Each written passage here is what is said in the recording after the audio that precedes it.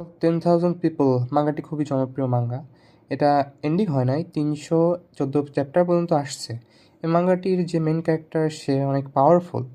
Cultivator ওয়ার্ল্ডে সে top লেভেলে base করে, লাইক এ গড। কিন্তু সে তার শক্তি সম্পর্কে কোনো ধ্যান ধারণা নাই। সে কিভাবে একজন মর্টালের জীবন যাপন করে এটার উপরে বেস করে এই গল্পটা রচনা করা হয়েছে। আমি এর আগে কখনো মাঙ্গা এক্সপ্লেন করি নাই, এটা আমার প্রথম ভিডিও।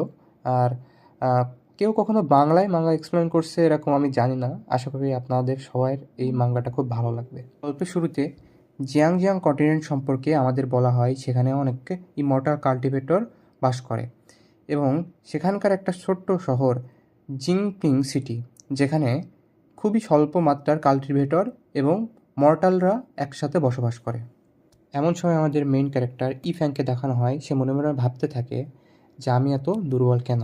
সে ভুল করে জিয়াং জিয়াং কন্টিনেন্টে চলে আসে। সে আসলে পৃথিবীর অধিবাসী, এখানকার কাল্টিভেশন সম্পর্কে তার কোনো ধারণা নাই। সে ভাবতে থাকে সাধারণত যে ইসেকাই হয় তার তো একটা সিস্টেম থাকে, সিস্টেম এসে তাকে চমকায়ে দেয়, বলে আরে দোস্ত ভালো তো। সিস্টেম বলে আমি হলো সিস্টেম গোল্ডেন ফিঙ্গার। সিস্টেমের এসব আজাইরা কাজ দেখে সে হতভম্ব হয়ে যায় এবং বমি করে দেয়। সিস্টেম ইফেনকে বিভিন্ন ধরনের মার্শাল আর্ট সম্পর্কে বলতে থাকে। সিস্টেম বলতে থাকে তুমি কাল্টিভেশন করে এই দুনিয়ার টপে চলে যেতে পারো এবং হয়ে যেতে পারো এই ওয়ার্ল্ডের ইলন মাস্ক। ইফ্যাং ভাবতে থাকে আমি হব এই দুনিয়ার সব থেকে শক্তিশালী কাল্টিভেটর, মেয়েরা আমার আগে পিছে। সিস্টেম বলে যে আচ্ছা ঠিক আছে, এবার আমি তোমার মার্শাল আর্ট প্র্যাকটিসে সব থেকে সর্বোচ্চ সহযোগিতা করব। এই নাও তোমার জন্য মার্শাল আর্ট জিম, এখানে তুমি সব রকমের সুবিধা পাবা মার্শাল আর্ট প্র্যাকটিস করার জন্য।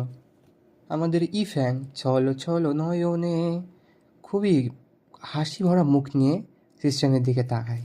আমাদের সিস্টেম বলতে থাকে কাল্টিভেশন করার জন্য আমাদের স্পিরিচুয়াল রুট প্রয়োজন। ইফ্যাংয়ের ভবিষ্যৎ অন্ধকার দেখে আমাদের সিস্টেমও সেখান থেকে পালায়।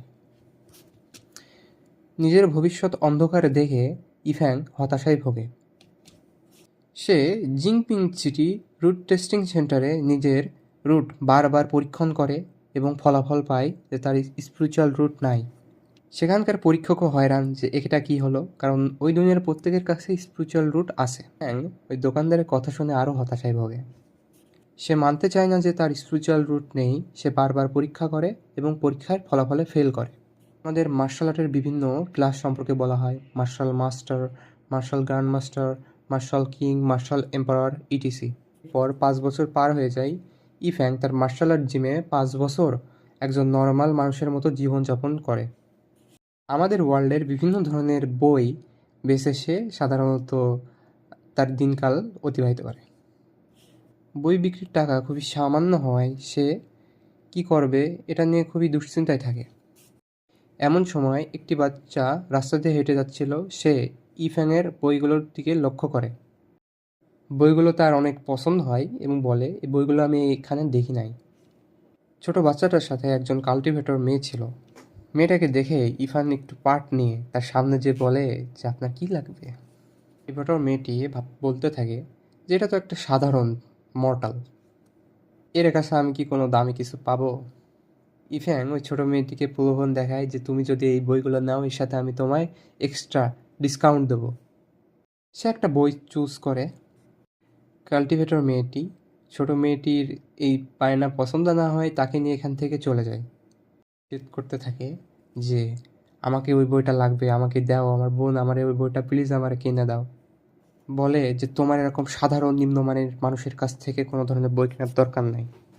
তখন ছোট মেয়েটি বড় হয়ে যায় এবং বলতে থাকে আমার ওই বইটাই লাগবে। এতটাই বড় হয়ে যায় যে দেখে আমি নিজেই অবাক হয়ে যাই। নিজের বোনের এসব আজাইরা কাজকাম দেখে বড় বোন তাড়াতাড়ি যে বইটা কিনে ফেলে। ফ্যান রাগান্বিত হয়ে তাদের দুই বোনকে ভালো মন্দ শুনিয়ে দেয়। মেয়েটি ওই বইটি পেয়ে অনেক খুশি হয়। মেয়েটি ভেবে যে আমার টাকা তো লসই গেল, দেখি কি বই কিনেছি একটু পড়ে নিই। আস্তে আস্তে বইটি খোলে এবং পড়তে শুরু করে। Broom, the path of cultivation খুলে যায়। মেয়েটি বিভিন্ন ধরনের মার্শাল আর্ট টেকনিক এবং অনেক উচ্চতর জ্ঞান সম্পর্কে জানে। এসব জ্ঞান জানার পরে তার মাথা হট হয়ে যায়, তার বডি হট হয়ে যায় এবং সে এক আশ্চর্য ধরনের শক্তি নিজের দেহে অনুভব করতে থাকে এবং বলতে থাকে ইয়ামেতে ইয়ামেতে, আর না আর না। এ অবস্থায় তার ছোট বোন বলে, বোন তোমার কি হয়েছে? মেয়েটি অবাক হয়ে ভাবতে থাকে যে এই বই লিখেছে সে তাইলে কতটা শক্তিশালী হবে।